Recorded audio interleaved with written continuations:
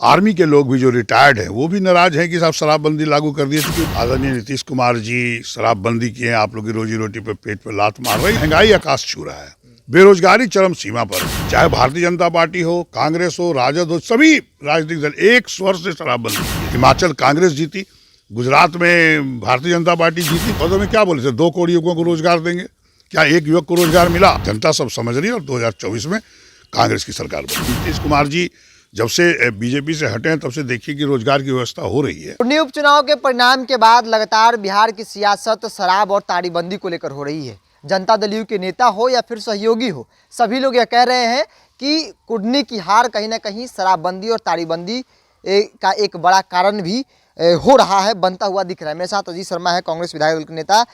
कुर्नी में जिस प्रकार से जेडीयू और महागठबंधन की हार हुई, आप लोग सब कुछ किए, प्रचार प्रसार हुए, लेकिन चूक कहाँ हो गई आप लोगों से? देखिए, चूक नहीं, जीत तो हम लोग के तय था, लेकिन बाद में भारतीय जनता पार्टी ने ये जो आपको एससी जो मुशहर लोग जिनका रोजी रोटी है वो नीरा सुबह उतारना, ताड़ी बेचना, कहीं ना कहीं उन लोग को भड़काने का काम किया, क्योंकि संख्या काफ़ी है। हमें जो सूचना है कि 18,000 के आसपास ये लोग वहाँ हैं, तो हार कितने से हुई है? 3,500 के आसपास से। तो निश्चित तौर पर वो काम किया, इन लोगों ने बरगलाया कि आदरणीय नीतीश कुमार जी शराबबंदी किए, आप लोग की रोजी रोटी पे पेट पे लात मार रहे हैं, ये बताया गया जो हमको भी सूचना है।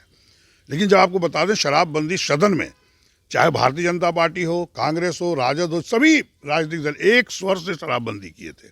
और आज जब चुनाव आता है तो आप उसको बरगलाने का काम करते हैं। निश्चित तौर पर रोजी रोटी उनका था, लेकिन शराबबंदी ये तो समीक्षा का विषय है। लेकिन जो चर्चाएं हैं वो लोग नाराज थे, और जब मंच पे आदरणीय नीतीश कुमार जी और आदरणीय उप मुख्यमंत्री गए थे तो वहाँ मंच पर भी बाहर से विरोध हुआ था, उसी समुदाय के लोगों ने किया था।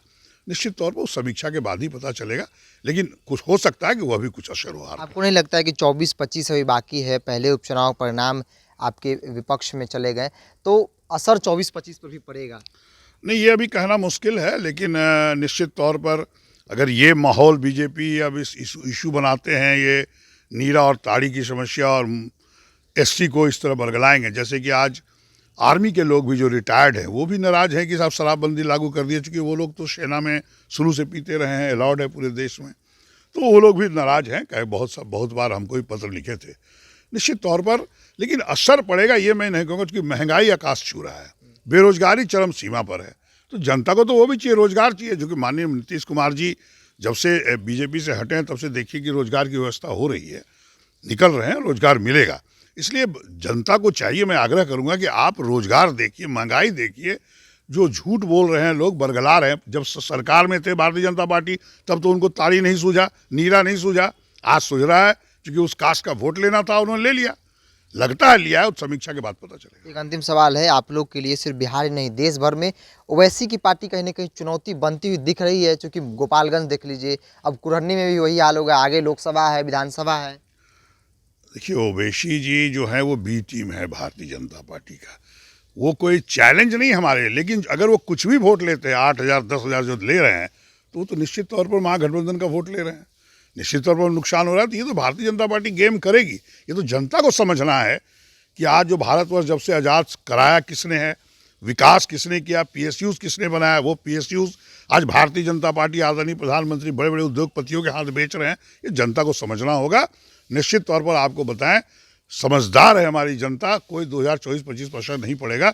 निश्चित तौर पर 2024 में जिस तरह से भारत जोड़ो यात्रा में आदरणीय राहुल गांधी पद यात्रा कर रहे हैं और लाखों की भीड़ हो रही है, और आप देखें 2 स्टेट में चुनाव हुआ, हिमाचल कांग्रेस जीती, गुजरात में भारतीय जनता पार्टी जीती, चूँकि उनका गढ़ है, वहाँ के अमित शाह जी भी हैं, प्रधानमंत्री जी का भी घर वहाँ है, तो लोगों ने दिया है। ऐसा नहीं है कि हम लोग को नुकसान होगा, नुकसान उनको होगा, क्योंकि वो सिर्फ झूठ बोल रहे हैं। रोजगार 14 में क्या बोले थे, 2 करोड़ युवकों को रोजगार देंगे, क्या एक युवक को रोजगार मिला? 8 वर्ष में 16 करोड़ मिलना चाहिए, 15-15 लाख रुपए देने की बात, क्या 1 रुपया नहीं मिला? तो वो झूठ बोल के वोट लेते हैं, जनता सब समझ रही है, और 2024 में कांग्रेस की सरकार बनेगी। जिस प्रकार से कुर्नी परिणाम के बाद शराबबंदी और ताड़ीबंदी को लेकर चर्चा तेज हो गई, सियासत तेज हो गई है, तो अब सवाल यह है कि क्या नीतीश कुमार इन तमाम बिंदुओं पर समीक्षा करेंगे, क्योंकि कुर्नी की हार एक बड़ी हार मानी जा रही है महागठबंधन और जनता दल यू की। इसको इतना ही, देखते रहे टॉप। नमस्कार।